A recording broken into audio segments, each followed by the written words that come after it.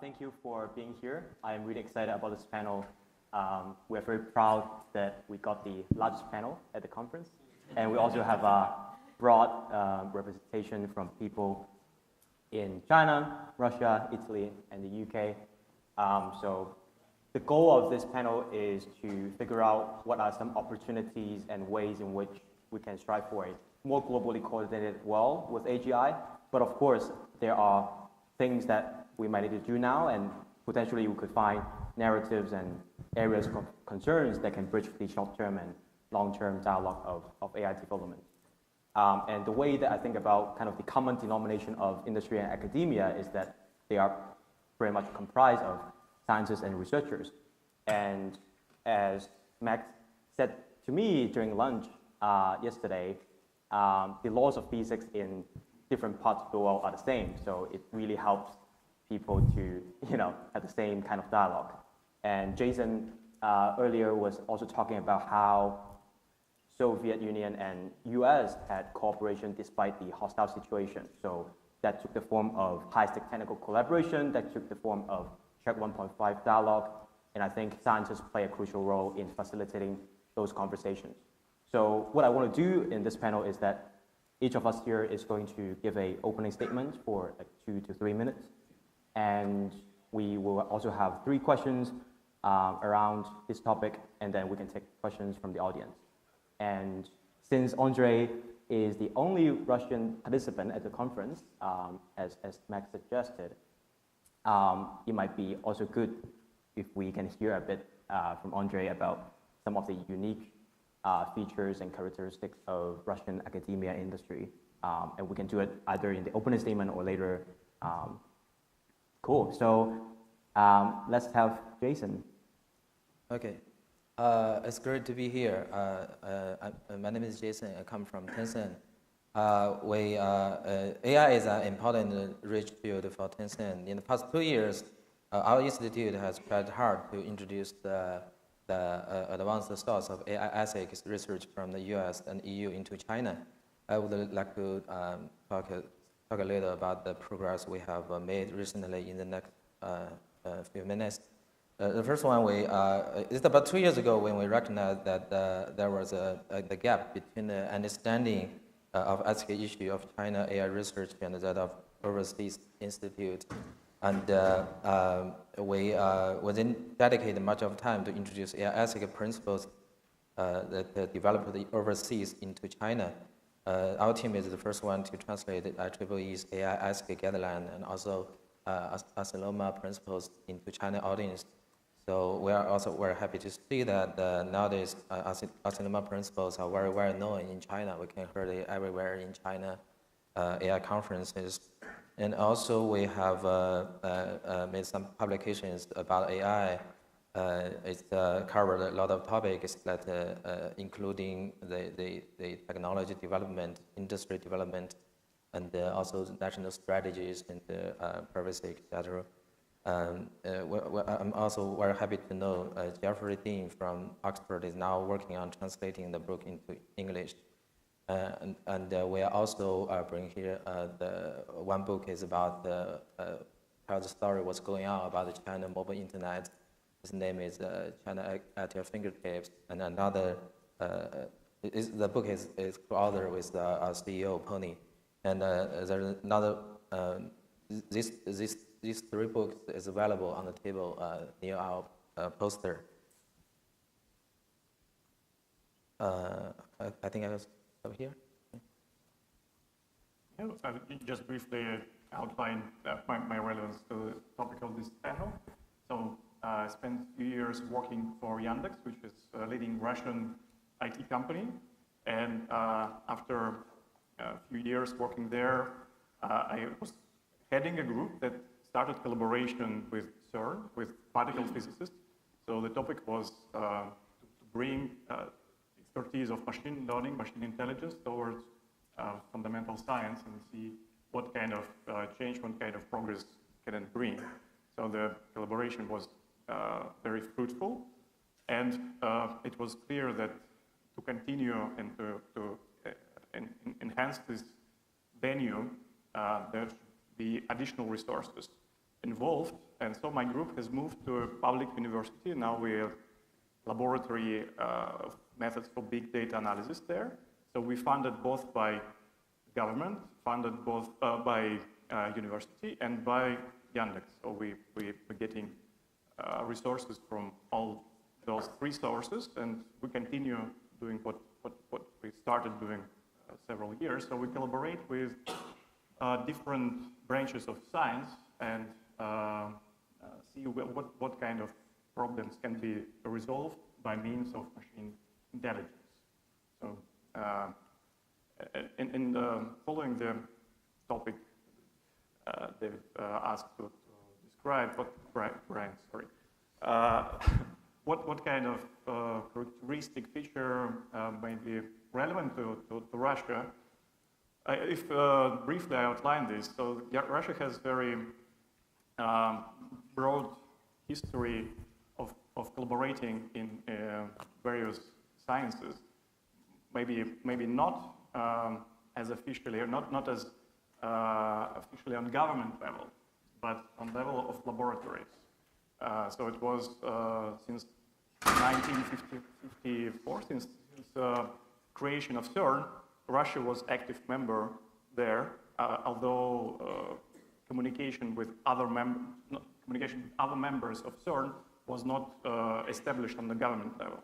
And it is the case, it is continuing to be the case, so Russia is not yet a full member or any kind of official member, not full, not associated member of CERN, although contribution from Russian side to the science continues to be on quite significant level.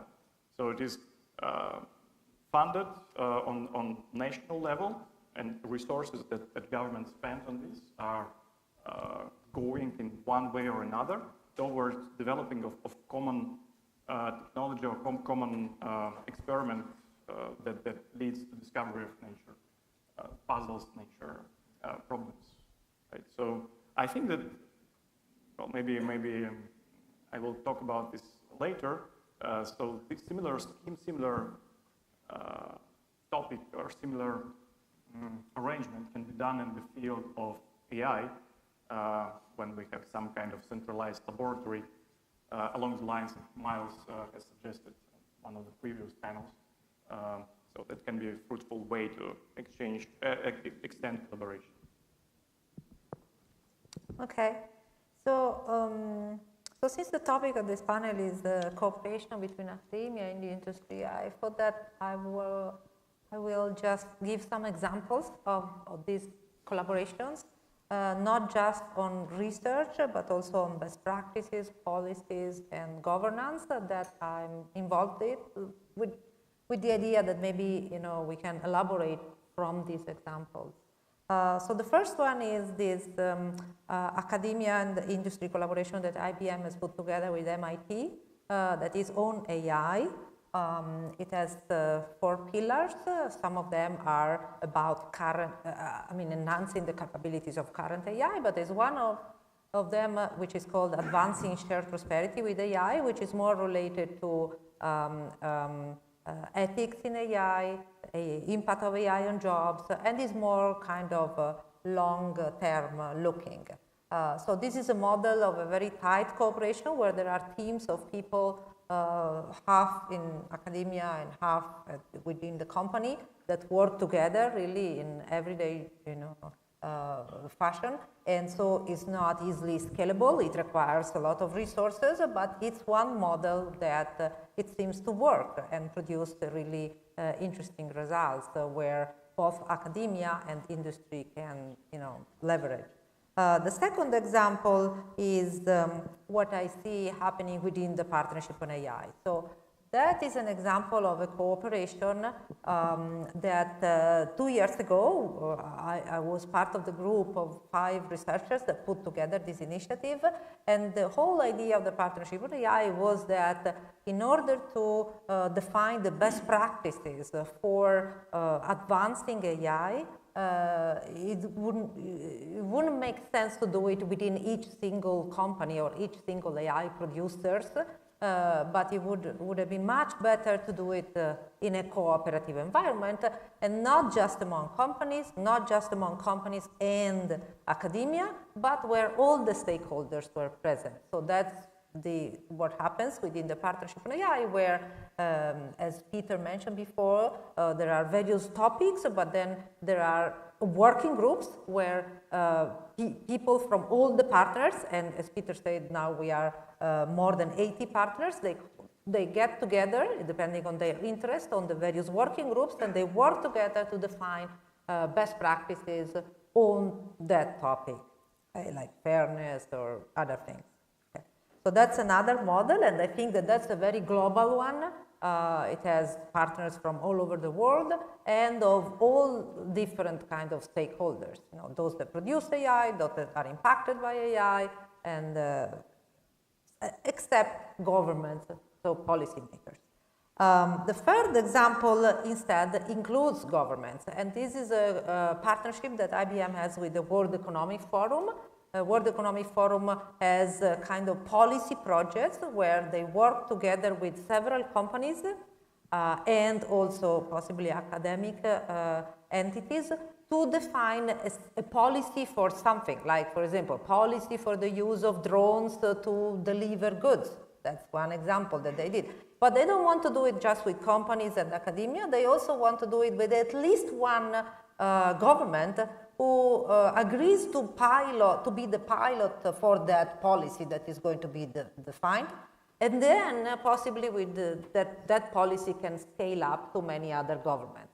So that's another model that I think is very successful because it puts together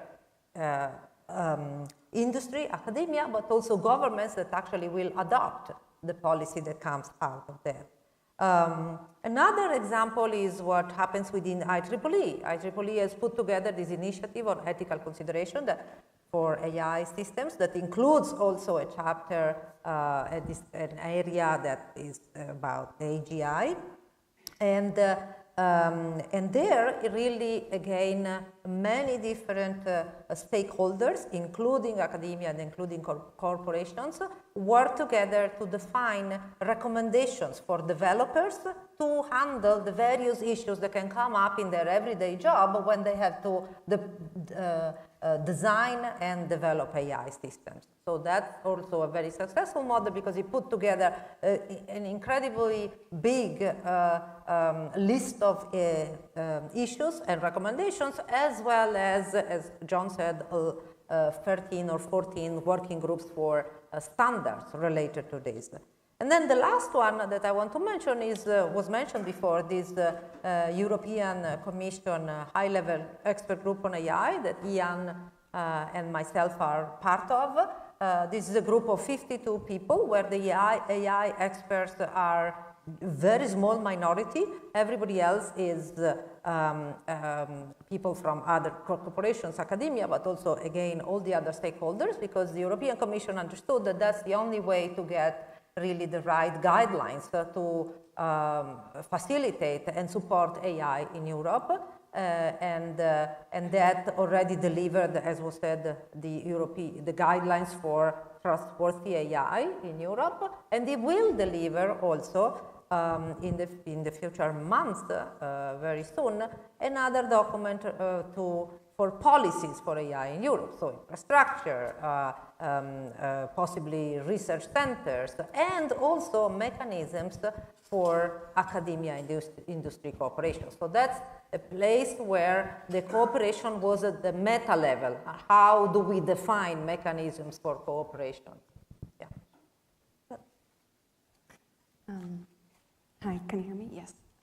So my point will be quite complementary to the previous ones and also to previous panels. And I'd be happy to discuss it further later on why I might be seeming to disagree with some of the points that have been made.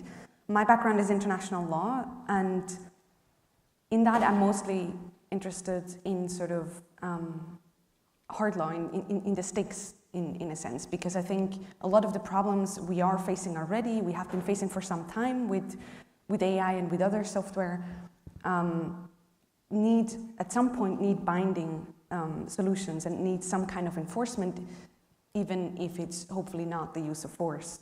And my point will be in this 2-3 minute contribution that we as a community who care about beneficial AGI should also be contributing to ongoing global AI governance efforts, even though it's sort of narrow AI. Why? Because I think that, as others have mentioned, these examples provide interesting testbeds and can provide lessons for tackling larger challenges later. And as you know, we humans tend to iterate and tend to, do reinforcement learning ourselves in some way. And so it's really something that we shouldn't wait until we have high stakes, existential risks before we start putting even, not just carrots, but also sticks in place and try to monitor and try to verify with regard to current problems. So what do I mean by international AI governance? You may not be aware of much of what's happening because much of it doesn't really get a lot of media attention. What has gotten most attention is, as I'm sure you all know, is the lethal autonomous weapons debate, which hasn't really advanced that much so far, and is a particularly hard problem to make progress on, given military interests. So what I mean, for instance, to give some examples, is the International Civil Aviation Organization is developing regulation for autonomous drones, and of course has had to deal with automation in commercial airliners for some time. As you know, it's highly automated, and they've had to deal with a lot of issues already, and so can provide lessons for other domains.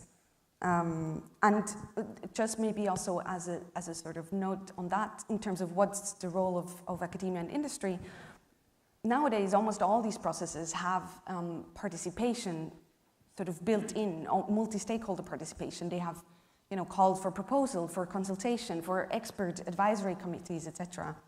And I think from what I don't know how many of you participate in these sort of international level processes. I know that a lot of you participate in national, like US government or UK government or Chinese government, these sort of processes, and this might sort of be more what you're aware of, but I would encourage you to also look at international processes, especially given that these problems are global, or at least at some point they will be. Right now, it's not as widespread yet, but these problems of criminal use of ML in either the physical world with drones or other things, and in the virtual world, of course, is already to a large extent global, as we've seen with some of the attacks like WannaCry or these others in recent years. So apart from civil aviation and drones, there's also legal progress that's been made on autonomous driving with an amendment of the Vienna Convention on Road Traffic, and which is right now looking at regulation for how to deal with over-the-air updates, with human-machine interface, with cybersecurity of cars, with all these sort of things, and at the international level, at the level of global regulations, which I think is a more sort of scalable solution than just looking at a national thing. In particular with road traffic, as we've seen, sometimes simple coordination problems like should we drive on the left or right, once you've sort of settled on a solution, it's really hard to change. There are path dependencies. And I think with ML as safety and security, a lot of these things are also path dependent, and we need to sort of be participating even now while we don't have AGI yet. So others, just briefly to mention, the International Maritime Organization is working on a sort of scoping exercise on autonomous shipping, which includes looking at legal barriers and gaps in regulation to make it safe and secure, including things like preventing weapons of mass destruction proliferation through autonomous ships, and in the other cases, autonomous drones or planes. Also, in this space, counterterrorism and arms control has made quite a bit of progress since 9/11.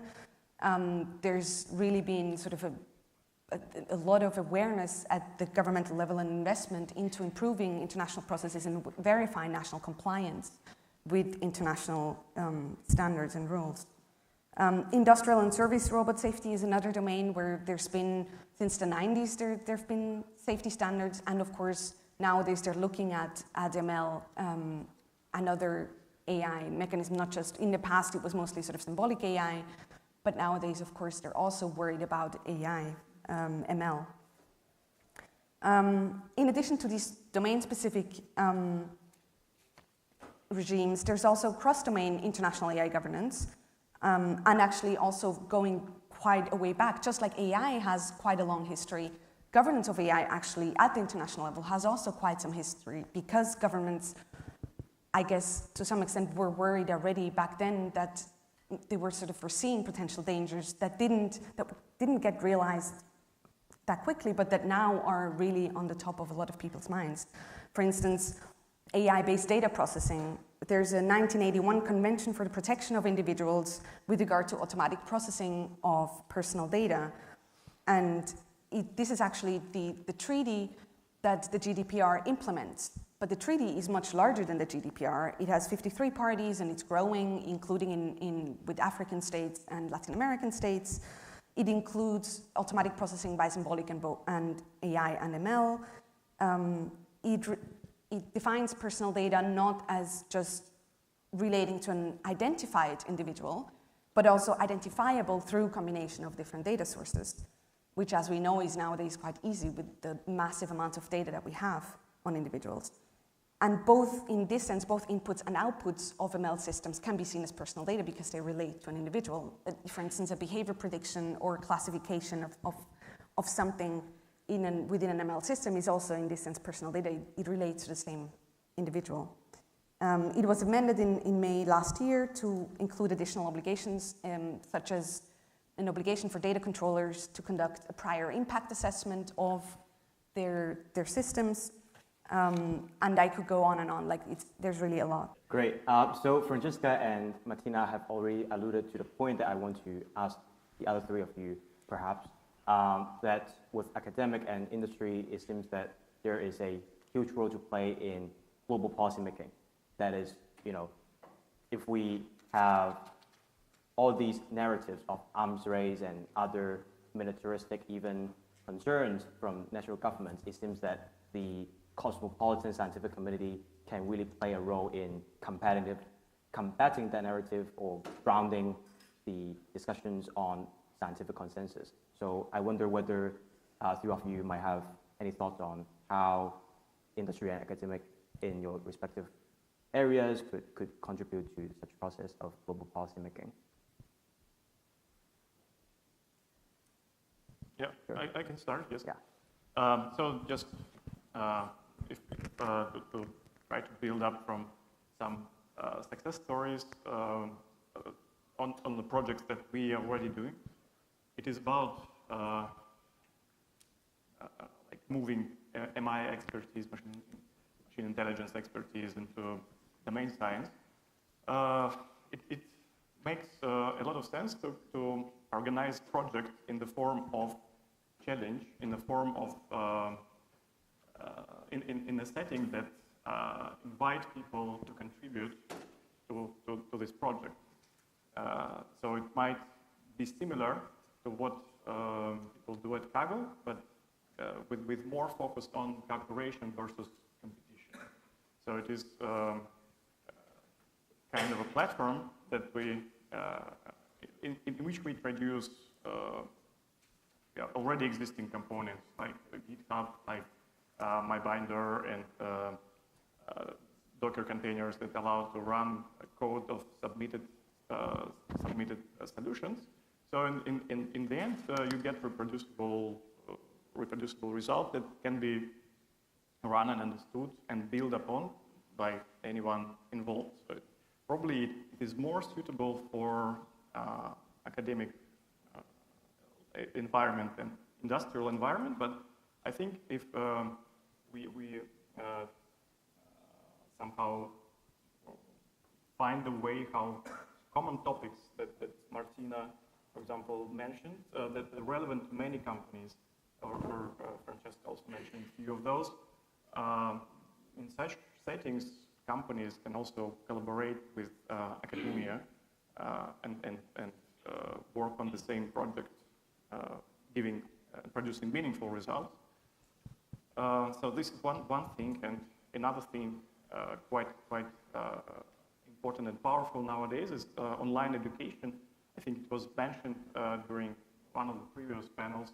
So if we find the way to combine online education and students that, for example, take special courses or specialization on AI safety and do some kind of capstone project or whatever project that is related to the topics that interesting for industrial partners. So it might be both mutually beneficial for both parties. Yeah, and I think the case of optimism here is really clear that we already have case studies such as IEEE and where we come from and others. I don't know whether Jason or Teddy would want to add to. I want to share with you guys we have done a lot of research on the policy and ethical issue about the autonomous cars. In Germany, they have put some ethical moral standards to their laws. Like if car accident happens, we can it cannot program if we choose to sacrifice adults or kids. But when circumstances when we choose to sacrifice a human being or animal, it can be programmed. And I think we follow this kind of policy issue and share with the lawmakers of China. And another example is we have in late 2017 we launched a project we call the Tech for Social Good. The basic idea is that tech has been deeply integrated into our daily life. And so maybe it's time for us to ponder on what does it mean and how we minimize the possible disadvantages associated with such integration. As recently, Google has the similar AI for social good. So we just use that as a slogan. Our founders, one of our co-founders, he set up a reward to encourage our engineers and product managers to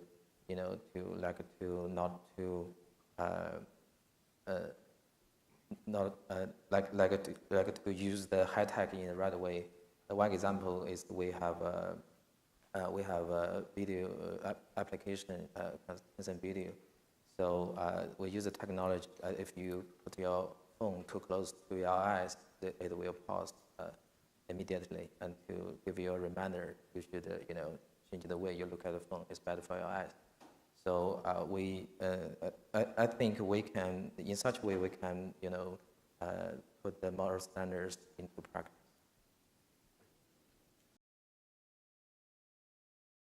Yeah, unfortunately, we don't have time for questions from the audience, given that we got the largest panel. But I'm sure everyone here would be happy to talk to anyone who has follow-up questions. Thank you. Thank you.